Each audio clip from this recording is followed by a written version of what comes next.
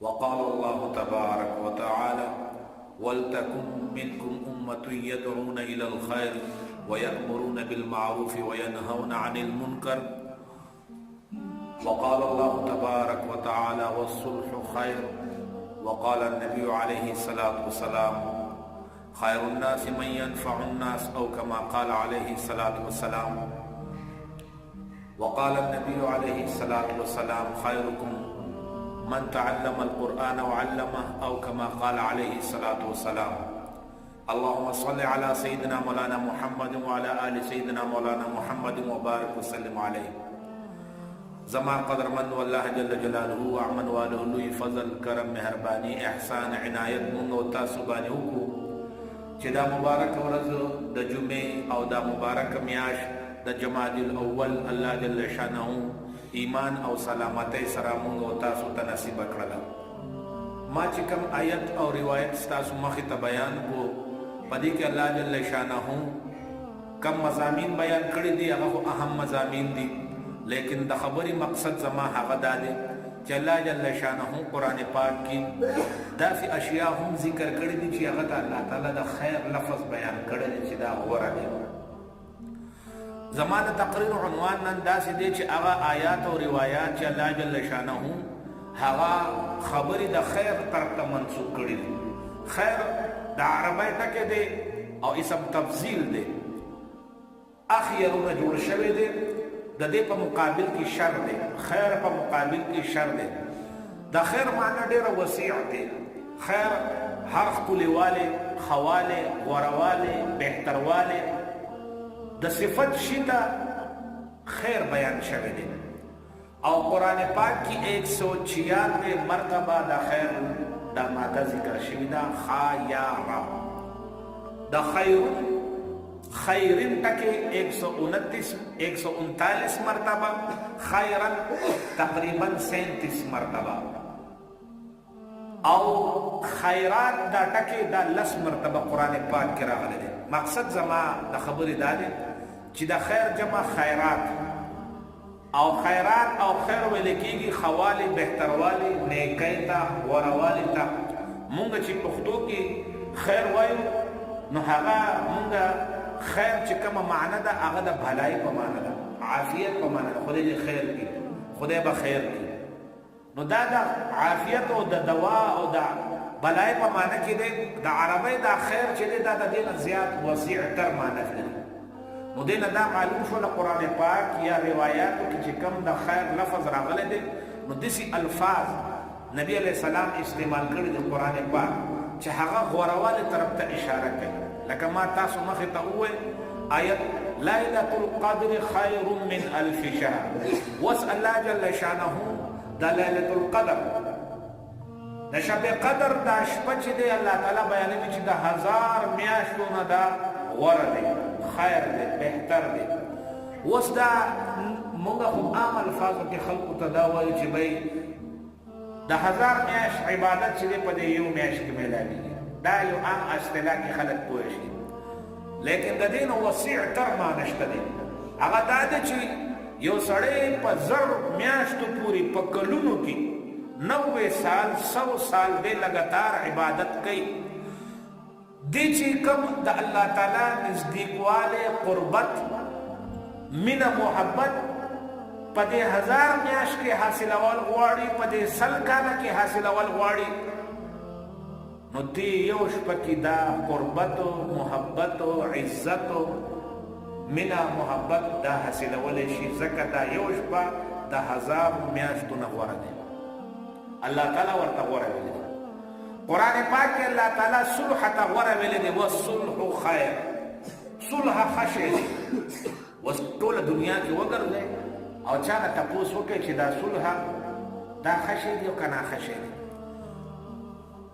په دې کې د مسلم او د غیر مسلم تفریق نه دی پکار.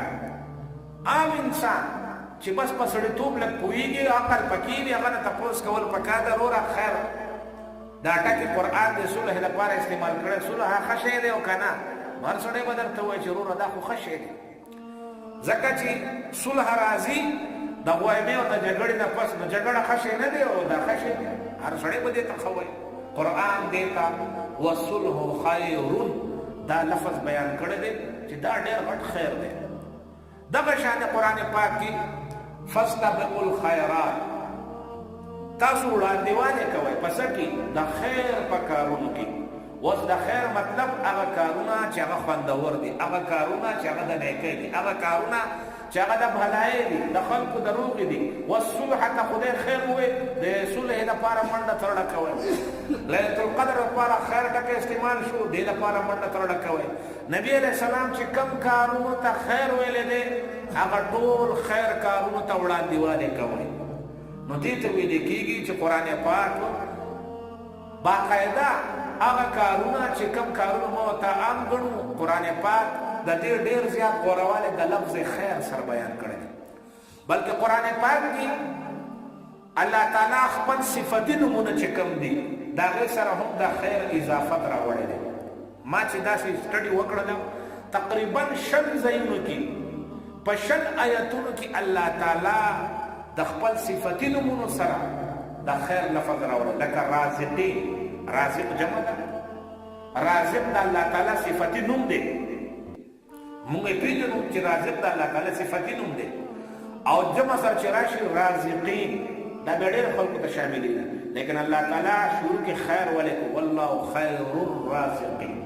الله تعالی پر ټولو رزق ورکوونکی بهترین رزق ورکوونکی دی. ځکه ما او تا به چاله خوراک ورکو چې زما ستا نږدې ما نه هغه ته پایدی هغه نه ما ته پایدی، زه به تمه والا سړی له ورکوم نور به پرېږدم. والله تعالی خو بهترین رزق ورکوونکی دی. هر چاله بې تپوسه بې ځایه تپوس مپوس لیول پکې نشته دی چې دا خپله پردی چې څومره مخلوقات دي دا مرزوقین دی او الله تعالی رازق دی. خیر ټکې راغلی دی. قرآن پاک کې خیر الرازقین 15 وارې راغلی دی. خیر المنزلین راغلی دی، خیر الفاتحین راغلی دی، خیر الحاکمین راغلی دی، خیر الوارثین راغلی دی، خیر المنزلین راغلی دی. شل ما تاسو ته وایي 6 آیتونو کې الله تعالی د صفتي نومونو سره د خیر ذکر راغلی. زما مقصد د خیر په دې ټکي کې دی چې خیر دا لفظ الله تعالی د خپل صفتي نومونو سره ټچ کړی دی. ځکه د خیر معنا بهتروالی دی، غوروالی دی، انتهایی بهتروالی.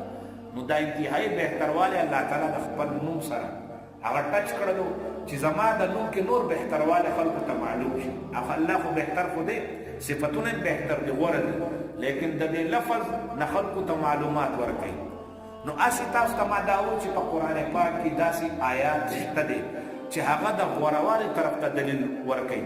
داسې عبادات او معاملات شته دي چې الله تعالی وایي چې دا غوره دی غوره دی. لکه الله تعالی فرمایي ولتکن منکم امة یدعون الی الخیر. تاسو کې یو جماعت داسې پکار دی چې هغه خیر طرف ته رابلي. نو خیر څه ته وایي؟ خیر خدای کوي ته ویل کېږي، خیر د ښه کار ته ویل کېږي، خیر بلای ته ویل کېږي. مکمل اسلام هغه خیر دی، مکمل اسلام هغه خیر دی. نو کته وایي چې یاره دا جهاد پکې خیر دی، نو الله تعالی فرمایي جهاد هم خیر دی. تاسو به ځینې کارونه هغه بد کړئ او تاسو به وایي چې دا بد دی، الله تعالی فرمایي چې دا بد دی وهو خیر لکم، تاسو دپاره ښه دی. جهاد به تاسو بد ګڼئ وهو خیر لکم، تاسو دپاره ښه دی. ځینې کارونه به تاسو ښه ګڼئ وهو شر لکم، تاسو دپاره بد دي. قرآن کې جهاد تم خیر ویلې شوی دی. نو دې نه معلومه شوله چې اسلام ټول مکمل بټه مکمل خیر دی. نبی علیہ الصلوۃ والسلام فرمایي خیر الناس من ينفع الناس. خلقو کې غوره هغه دی. اوس روایات ته راځم، آیاتونه پس روایاتو طرف ته راځم چې اوس نبی علیہ السلام چې کوم شیونو ته خیر ویلی دی. ما تقریبا روایات هغه تلاش کول، یو 30 روایات خو معمولا ته بیا را سره ټیم میلاو نه شولو. 30 روایات ما داسې جمع کړل چې نبی علیہ السلام کم کم کار ته خیر ویلی دی، اما دلته راوړي. نبی علیہ السلام فرمایي بهترین خلقو کې هغه دی چې خلقو دپاره ښه وي. د کم سړي نه خلقو ته فایده رسي دا ټول نه بهترین دی. آسان الفاظو کې دا خلق دا سړی د ټولو خادم دی، دا سړی د ټولو خدمت کوي، دنیاوي لحاظ سره اخروي لحاظ سره دا په ټولو کې غوره سړی دی. خیر الناس من ينفع الناس. نبی علیہ السلام فرمایي خیرکم من تعلم القرآن وعلمه. تاسو کې بهترین سړی هغه دی، بهترین سړی هغه دی چې قرآن زده کوي، قرآن ښیي. د قرآن استاد او شاګرد دا بهترین دی. د خلکو خدمت کوونکي دا بهترین دی. نبی علیہ السلام فرمایي خیرکم خیر لاهلی، تاسو کې بهترین هغه دی چې د خپل کور اهله د خپل کور ول لپاره بهتر وي خوي. وانا خیر لاهلی، زه د خپل کور ول لپاره بهترین. نبی علیہ السلام ځان ته بهتر ځکه وایي چې زه د کور ماشومانو بیبیانو سره زه غوره یم، او تاسو کې هم چې خپل بیبیانو سره ماشومانو سره کور کې چې څوک اوسېږي هغوی لپاره بهتر کې دا به غوره سړی وي. غوره سړی به هغه وي چې هغه په کور کې غوره وي، نو بهر به هم غوره وي. نبی علیہ السلام دا غوره صفت دا هم کړی. نبی علیہ السلام فرمایي خياركم اذا رؤوا ذكر الله، تاسو کې بهترین هغه خلک دی، بهترین خلک هغه دی چې خلک یې وویني او الله ورته رایاد شي. یعنی دا سړی دونه ولی الله سړی دی، د دې په تندي، د دې په زړه، د دې په بدن کې د الله تعالی عبادت او مینه محبت دومره پیوست دی چې بل